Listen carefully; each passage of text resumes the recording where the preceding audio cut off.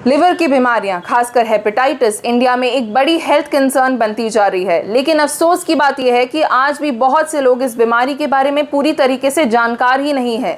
मैं साक्षी झा हूं और आज हमने एम्स के professor in the department of gastroenterology doctor Shalimar से बात करी। इस इंटरव्यू में हम जानेंगे कि हेपेटाइटिस के पेशेंट किस स्टेज पर हॉस्पिटल पहुंचते हैं, क्या इसका पूरी तरह इलाज मुमकिन है, लिवर कितना रिकवर कर सकता है और इस बीमारी से जुड़े सबसे बड़े मिथ्स क्या हैं। चलिए शुरू करते हैं। नमस्कार, मेरा नाम डॉक्टर शालीमार है। मैं professor department of gastroenterology AIIMS new Delhi में काम करता हूँ। आज वर्ल्ड हेपेटाइटिस डे के उपलक्ष्य में हमने एक पब्लिक हेल्थ अवेयरनेस प्रोग्राम किया है। इसमें हम लोगों को हेपेटाइटिस वायरसेस के बारे में जानकारी दे रहे हैं। हेपेटाइटिस वायरसेस की अगर हम बात करें, ये hepatitis A, B, C, D, E के नाम से जाने जाते हैं।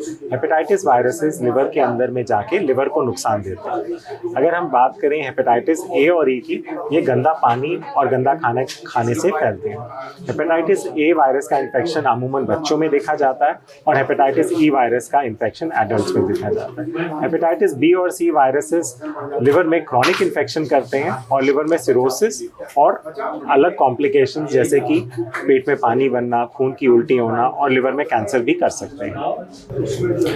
एंड एम्स में ज़्यादातर हेपेटाइटिस के पेशेंट्स कौन से स्टेज पर पहुंचते हैं? हेपेटाइटिस के जो पेशेंट्स हैं वो डिपेंड करता है किस तरीके का हेपेटाइटिस वायरस का इन्फेक्शन है। अगर हम हेपेटाइटिस A और E की बात करें तो ये जैसे एक नॉर्मल फ्लू हो गया उस तरीके के सिम्टम्स अधिकतर आते हैं और अगर जब पीलिया हो जाता है तो अमूमन पेशेंट्स को पता चलता है। तो ये हुआ हेपेटाइटिस A और E, क्योंकि जो एक सेल्फ लिमिटेड इलनेस होती है, अमूमन मरीजों को ये 4 से 6 हफ्ते में इन्फेक्शन रहता है और ठीक हो जाता है। प्रॉब्लम होती है जैसे हेपेटाइटिस B और C है, ये क्रॉनिक इन्फेक्शन करते हैं। तो इनके जो मरीज हैं ये वेरियस कॉम्प्लिकेशंस के साथ आते हैं हमारे पास, जैसे कि पेट में पानी बन जाना, बेहोशी आना, खून की उल्टी होना, लिवर में कैंसर हो जाना। तो इस तरीके से हेपेटाइटिस B और C के इन्फेक्शन आते हैं। एंड क्या हेपेटाइटिस पूरी तरीके से उसका इलाज मुमकिन है? बिल्कुल, आपने बहुत ही एक अहम सवाल पूछा। अब जो हेपेटाइटिस वायरसेस की हम इन्फेक्शंस की बात करते हैं, जैसे हेपेटाइटिस C का इन्फेक्शन है, उसका बिल्कुल हमारे पास जो दवाइयाँ अवेलेबल हैं, 100% आपका चांस है कि आप क्योर हो सकते हैं। हेपेटाइटिस B के लिए हमारे पास दवाइयाँ अवेलेबल हैं जो कि हेपेटाइटिस B के इन्फेक्शन को कंट्रोल कर सकती हैं। अब एक नई उम्मीद आ रही है, एक नई दवाई आई है जिसका एक रिसेंटली ट्रायल पब्लिश हुआ है, जिसमें कि ये दिखाया गया है कि वो देने से आपका चांस हेपेटाइटिस B का क्योर होने का ऑलमोस्ट लाइक 20% है अगर हम 72 हफ्ते की जो दवाई दी जाए। तो ये एक बहुत अच्छी होप है हेपेटाइटिस B वायरस के इन्फेक्शंस के मरीजों के लिए, कि उम्मीद की जा रही है कि अब इस वायरस को भी हम क्योर कर पाएंगे। एंड सर, हेपेटाइटिस को लेकर लोगों में सबसे बड़ा मिसकंसेप्शन या मिथ क्या है?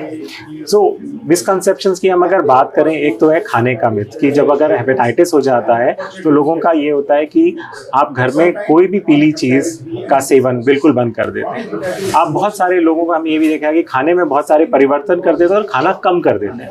सो आई थिंक मेरा एक ये मैसेज रहेगा कि अगर आपको हेपेटाइटिस है, चिंता नहीं करनी है, आपको जितनी भूख लग रही है आप बिल्कुल खाइए, खाने में कोई मनाही नहीं है। इम्पॉर्टेंट ये चीज़ है कि बाहर का खाना नहीं खाना है। अधिकतर एक और चीज़ देखी जाती है कि लोग उस समय में गन्ने का जूस और बहुत सारे चीज़ों का सेवन करते हैं। आप घर पे कोई भी फ्रूट, फल, सब्जी खाना चाहें, उसको बिल्कुल अच्छे से क्लीन करके घर में पका के उसका जूस निकाल के ले सकते हैं। बाहर का खाना पीना अवॉइड करना चाहिए। और एक इम्पॉर्टेंट चीज़ है कि अल्कोहल का जो सेवन है वो बिल्कुल नहीं करना चाहिए। कई बार ये होता है, अगर जॉन्डिस हो जाता है तो लोग जाकर के केमिस्ट से खुद से दवाइयाँ ले लेते हैं, वो भी नुकसान करती हैं। तो दवाइयों का सेवन जब आपके डॉक्टर जो दवाई बताएं, जो कि आपके लिए बेस्ट होगी, वो ही लेना चाहिए।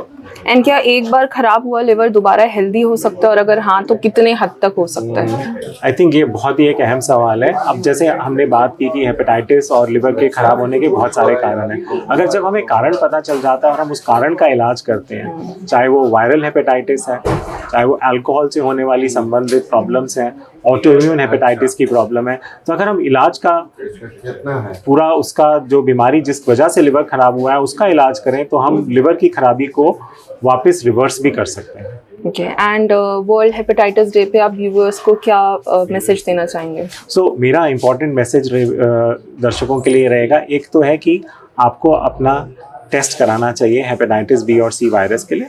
आपको कोई प्रॉब्लम भी ना हो तब भी आपको एक बार ये टेस्ट करा लेना चाहिए।